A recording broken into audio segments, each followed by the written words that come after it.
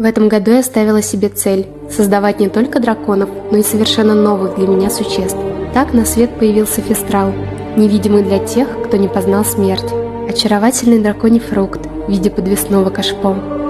Гиппокамп – волшебный водный жеребенок. А после посещения цистерны базилика я вдохновилась и создала удивительную медузу Горгону. Освоила работу с перьями, и на свет появились великолепные Аками и могучая птица Гром. Я долго откладывала создание Нюхлера, но этот маленький воришка вышел идеальным. Мой первый патронус – лань Снейпа, светится в темноте. Опасное животное, африканский взрывопотам, хотя детеныш вышел очень милым. Затем приближался Хэллоуин, и я воплотила свою идею дракона в костюме Фредди Крюгера и дракончика Тыкву. Год был плодотворным, и следующий будет еще лучше.